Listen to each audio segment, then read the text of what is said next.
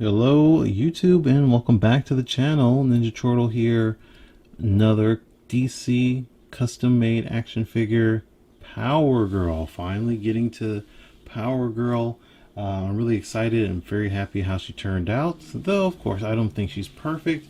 There's some things that I wish I did differently, but we'll go over that in detail, and we're going to cover it from head to toe, so you know exactly what I put on this custom.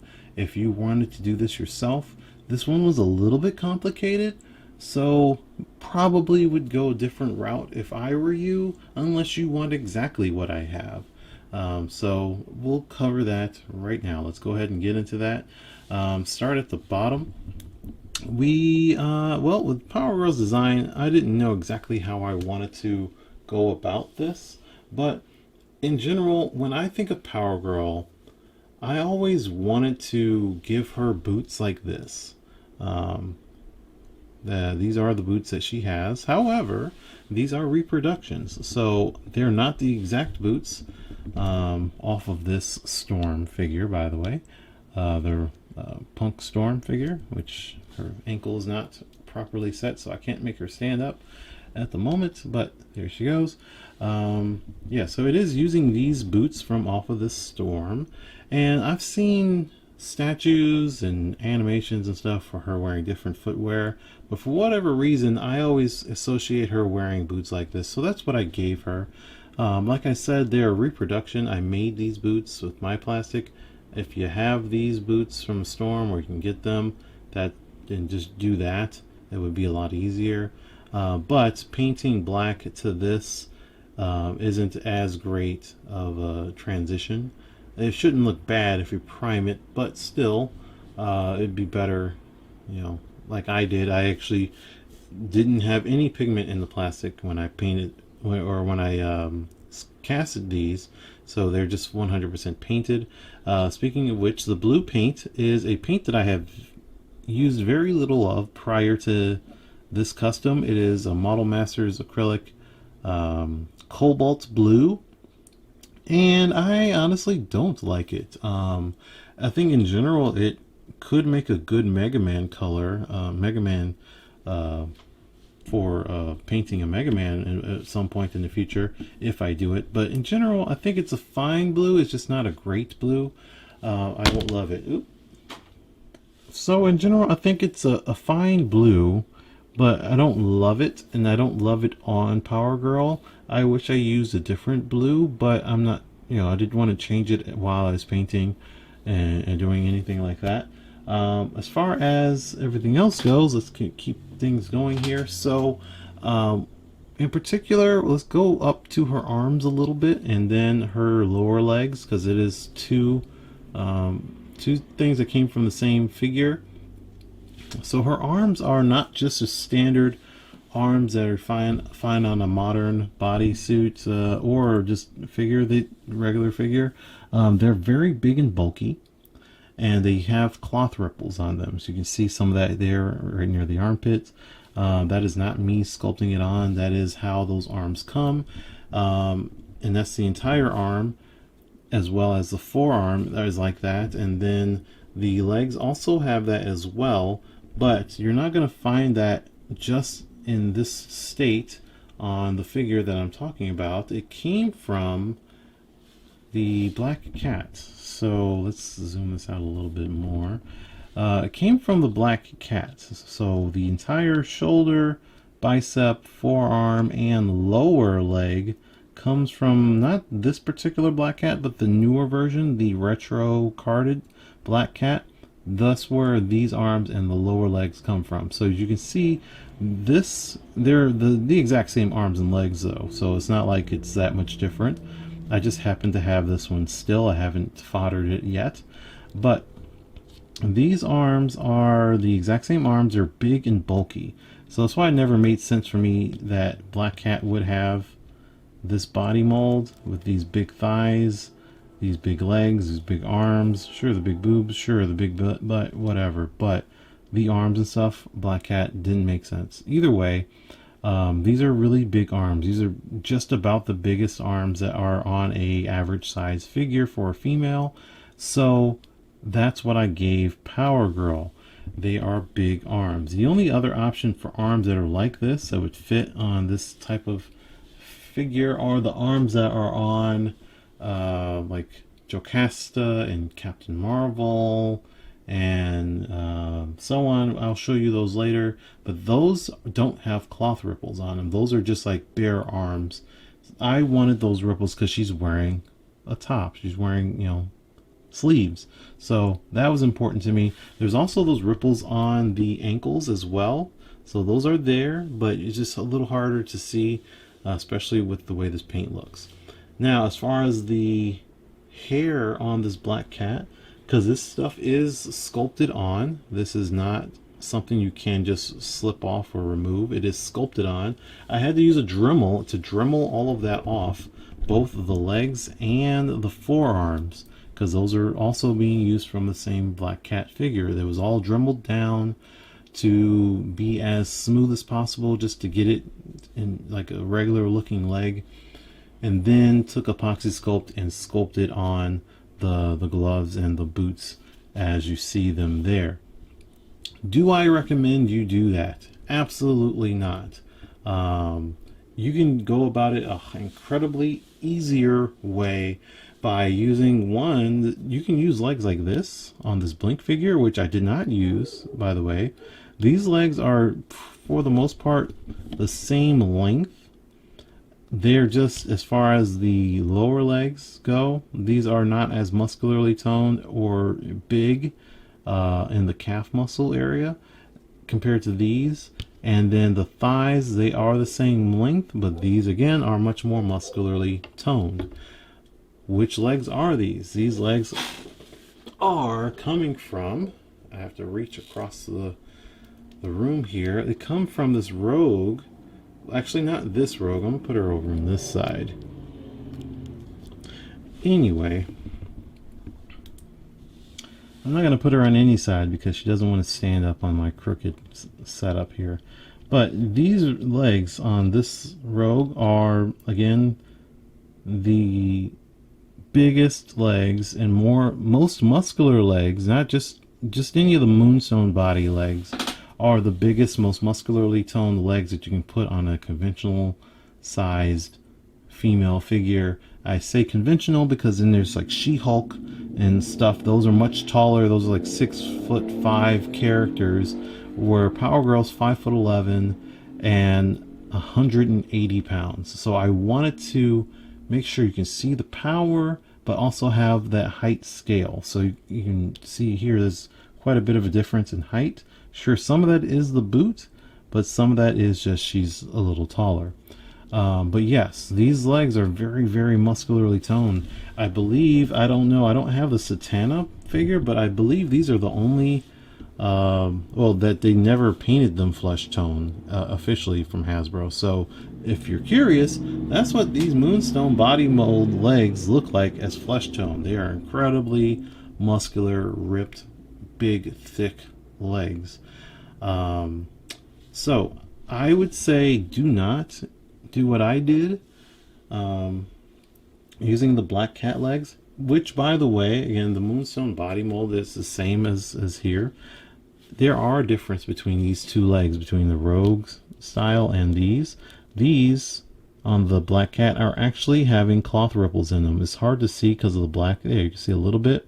So that if you have someone that is big, thick, strong thighs, but also wears pants or a bodysuit, use the black cat legs because they have the ripples. Whereas the Rogue, they didn't give her those legs for some reason. They should have, but they didn't. These are just basically naked legs. So I would use these legs though instead. I think it would be a lot easier to work with these legs than to try to do what I did and doing all the switching and the kit bashing and stuff that people don't like that I do. Apparently. Anyway, I would recommend that instead. Now, as far as the torso is not a Moonstone body mold torso. It's actually a Kate Bishop style torso. In particular, it is a Shikla torso. Now, why did I do that instead of using, I used this one, this Shikla torso instead. Why did I do that? One, because I wanted to get the right height for her. I was trying to nail height in particular, and I figured this build would get me the height that I wanted her to be at, which it does. Keeping her a moonstone would have made her a little taller. It wouldn't have been that big a deal. If you want to use a moonstone, I totally understand why you would want to, especially with Power Girl. I get it, but that's just my personal choice. So it is this torso, but there's a lot of swapping. I'm not going to go into detail as to how that works, but this was cracked open, and then these again are Rogue's legs wholesale, including the hips. So I had to take those Rogue legs and put them inside here. So we're completely getting rid of these legs and switching everything into there. That being said, yes, Kate Bishop is got a good butt and a nice waist and all, but that is not how I believe a 180-pound woman would look, especially as fit and muscular as Supergirl or Power Girl is. So with that being said, you can get a little bit of peek in there. I did enhance the bottom, so there is a lot more going on back there than there would be on a average Kate Bishop torso. So she is enhanced several places. One of them is the lower torso, and the other one is the elephant in the room. So the top here is a Lady Deadpool top with the enhancements. So first off, I did make a little bit of a boo-boo with the little lines here. They're just not really matched up very well. I mean, they line up good, but I didn't, like, this one should be over more, but it's just off. I should have fixed that, but I didn't. It should be more over here. This one's kind of okay, but for the most part, she was enhanced. So the Lady Deadpool top, and then took some epoxy sculpt and just slapped a bunch of that on there and shaped them so that way we can get some much larger breasts. And then again, I sculpt them this is just technique, so how to get them to look like this. Sculpted 2 individual breasts, just make them bigger with the epoxy sculpt, and then a piece of plastic for this window, because it is an open window. It is something you can see all the way down, and inside there is gaps inside there. That is a technique I've been doing several times over on other figures.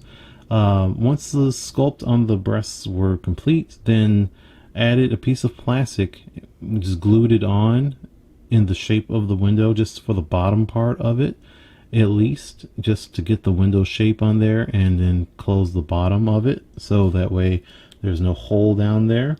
Once that's glued it on, then I took more sculpt, and then that's where all these extra lines come from. The actual texture of that is sculpted on along there, and that follows all the way through to her back as well, so you can see some sculpted lines back there, as well as on her lower torso there's some sculpted lines there. Wish I could have made those a little bit thinner, but you know, it's a little hard to work with that sculpt when it's getting thinner and thinner and thinner. But yeah, that's as far as the rest of her goes. I didn't say anything about the belt. The belt itself, the structure of the belt is just a belt that comes from a Medusa, but then added some plastic just so we can get this shape here, and then painted it red. I went with red instead of blue because I think it pops a little bit more. I think blue just really wouldn't have looked all that great. Again, aesthetically, I don't like the blue belt. I prefer a red one. But that's just me, I guess. The cape is a Polaris cape, which was modified. So we just Polaris and then cut off this piece right here, so we got that going. And then this is just a regular piece of plastic that I just glued all on the inside there, so you can see a little bit there, and glued underneath this little piece right there. That's all. That's it, just custom cut and made a little piece and glued it all together, painted gold and red. And then as far as her face and hair, let's talk about the face first. So we've got pretty much just a repaint on the face, because this is the Emma Frost, the Walgreens exclusive Emma Frost, but this is not the face that I used. So we've got 2 head sculpts that comes with this Emma Frost. This is the first one, the one that I use on my display, and then there's the other head that has that short hair that's like classic Emma Frost. That's what this head is, and it's just repainted. The exact eye color and hair color on that Emma Frost head is maintained here, including the eyebrows. I did not paint the eyebrows, I did not paint the eyes, I did not paint the lips. All I did was paint her flesh tone and did my best to maintain the way the rest of the paint from the factory looked. So all of her skin is in fact there. In fact, I actually did this twice. I did it twice because this was the original head I was going to do it with, to make, and then accidentally I dropped it in the paint. I was holding it in my hand, I had butterfingers, and oops, and it fell directly into my thing of paint, and I got paint in the eye a little bit, so I just wanted to start all over. I have plenty of extra of these heads, so I started over and was able to paint it again without messing up any of the eye color, lip color, or eyebrow color. And then the hair is a Black Widow, the Infinity War Black Widow. It's the exact same hair, unmodified completely. In fact, the head is not modified whatsoever as well. I completely just took that hair from the Black Widow and glued it onto the Emma Frost head without any adjustments. It fits about 95% perfectly. It's just a really good fit for that head. It works. It looks good. I really like this haircut. I was considering keeping this head with the hair that it came with, the short Emma Frost hair. I was considering that, and I think it's valid. If you wanted to have her rock that kind of hairstyle, I think you can kind of go whatever style of hair you want for your Power Girl. But for me, I really like the short Infinity War Black Widow hairstyle, and it's just repainted so that it matches Supergirl, which we're going to compare her to right now. Alright, so we've got 3 custom-made action figures: Supergirl, Power Girl, Superman. So I still regret not gluing the cape onto Superman, but because all of this hovering off of his shoulders and stuff, but for the most part I still really love this Superman. Now the reds used are different for what it's for the most part. This was actually just red repainted. It was already a red cape, and then I painted it red, but I didn't prime it, so it looks actually more scarlet red because of that. This one was primed and repainted red, and then this one, and they're the same cape, the Polaris cape here, and it's just cut there.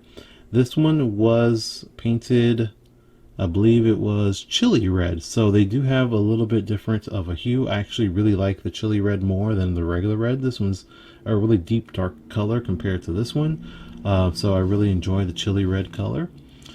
And then one other difference, they have the same hair color between the two of them, but I chose to paint Supergirl's eyebrows the same hair color as her head, as it's a Thunder Yellow is the name of it, but this one has the darker brown eyebrows, which again I like. I still kind of go back and forth on which one I would rather have. Like, do I want to paint Supergirl's eyebrows brown, or do I like them to stay blonde? Should I have gone blonde eyebrows with Power Girl? Because I am going to make more Supergirls in the future. I don't know about Power Girls yet. I might. I'm pretty satisfied with this one.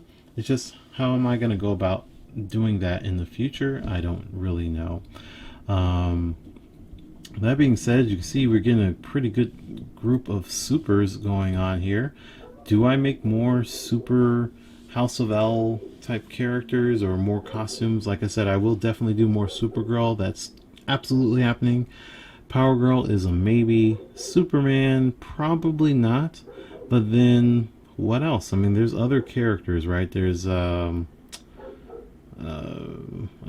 really couldn't tell you, but there's definitely other characters. Superboy, right? I can do him with his black shirt and the red symbol on his chest, that version, or some other versions. I can do Jonathan Kent, I guess, maybe. I'm not 100% sold on doing extended members of the House of L, but absolutely doing more Supergirl for sure. That's absolutely going to happen. Alright, and another quick comparison. We got my custom Wonder Woman with the custom Jessica Cruz. The videos on the channel recently for Jessica Cruz. Wonder Woman, I made her a few months ago. So again, she actually is using a Moonstone body mold. So I actually really want to compare these two because they're very on the buff side. Intentionally on the buff side. Jessica Cruz has the same legs though as this Wonder Woman, but has much bigger buffer arms. So that's actually another thing to worth comparing is the arms here, because these are bodysuit arms, but they're much thinner than these bodysuit arms. These bodysuit arms, and they're comparable to these big buff arms, but these are more bare exposed buff arms compared to these with the cloth ruffle there. As far as the legs, you can see these are the most muscular big legs you can put on a from a Marvel Legend on an average size figure, average size female figure. These two have the same style legs, the exact same legs entirely, really. These are the same length, all of them, but these are more functional. These are going to split a little bit more, have a lot better articulation, etc., etc. But again, these are definitely the legs that I want on Power Girl. I wouldn't mind having these legs on Wonder Woman. It's a possibility that I might build Wonder Woman this way, but I wouldn't hold my breath because I really liked how... Ooh, almost knocked her over. I really liked how this one turned out. One thing that is going to be different the next time I make Wonder Woman, you can see the difference in the skin tone. This one's super shiny and this one's not. This is a technique that I've been doing lately, is putting flat finish on the skin tone, because I just, got that stuff to do it. I didn't have it at the time of making Wonder Woman. I wish I did, because I don't like how shiny her skin is. I mean, I think in general the whole figure is that way, so it's not that bad. But when you compare it to this, her legs look so awesome. And again, her skin and stuff. Same thing with Jessica. They both have flat finish on all flesh tone areas. And all clothing areas have the same matte finish. This all has matte finish and then gloss on the bangles and on her chest and stuff. But in general, I would love for this one to have that flat finish on the skin, so she would look more like this. But yeah, I may put these bigger legs on Wonder Woman one day. I'll think about it. Not the most necessary, because I do like her still looking kind of slim, but still being buff and muscular and fit and stuff. Now the torsos, again, this is a Kate Bishop, this is a Kate Bishop, but this one's heavily modified. This one's a Moonstone, so she technically has wider hips, which I'm totally fine with. And she's supposed to be taller, so that's fine. Wonder Woman's supposed to be taller than Power Girl by an inch, and the only reason why she looks taller here is because she's actually standing a little closer to the camera. And even though she has heels on, I think she still would be a little taller because of that hair. So her big ass hair. Anyway, thanks for joining me. This was fun. I really like how Power Girl turned out. Other than, like I said, the blue is just like an okay-ish color, and I would do things differently. I actually wanted to have like the gloves be more like a looser, soft plastic that are open up and it could be bent and stuff like that. It just didn't work out, so I had to last minute use epoxy sculpt to sculpt the big blocky gloves like they are on the figure now. but it still works fine. I just wish the blue was a little different. Also, honestly, her chest came out a little bit more weird. I believe it didn't look like this initially. I shouldn't leave it. There we go. It didn't come out like that initially. I think when I was putting it together, it was so warm that I warped it a little bit. So I think that's what happened. I am not 100% positive, but I don't remember them being so squished together like that. It might have been a little bit warping from heating it up and putting it together, but other than that, it still looks really cool. So yes, please subscribe to the channel. By the way, this will be probably the last video on the channel for a little while. If you're watching at home, I'm going to take a break from making customs. So this is the last custom I've completed, and I'm going to be playing some games for a while. I'm going to play some Metroid stuff. That's why I made that Samus a few weeks ago.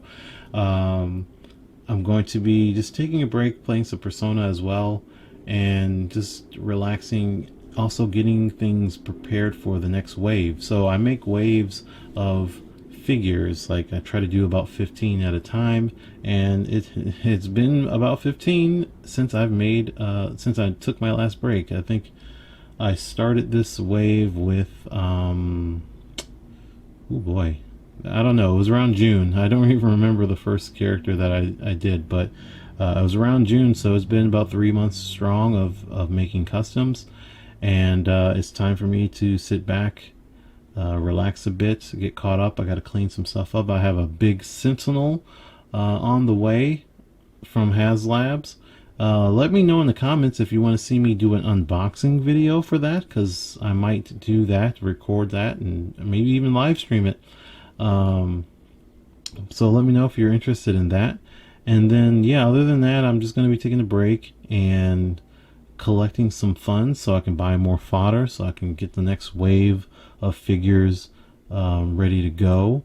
A quick preview of that would be more Capcom stuff. So I'm making Chun-Li, I'm making a Cammy, and I'm going to do Sakura. I believe all those Street Fighter characters are in that next wave. I have some Pokemon girls.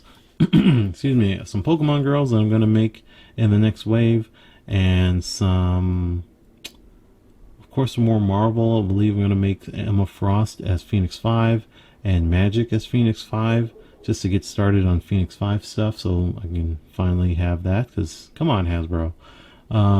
So that stuff's on the way.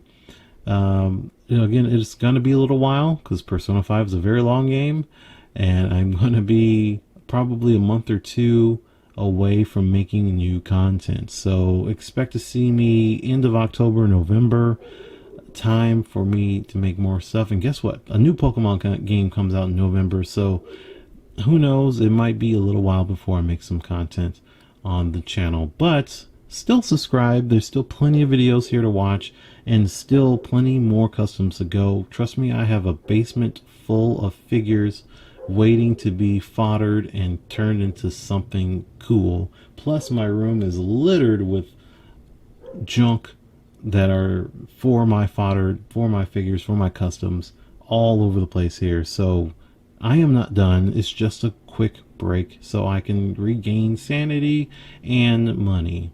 So thank you for watching. See you next time.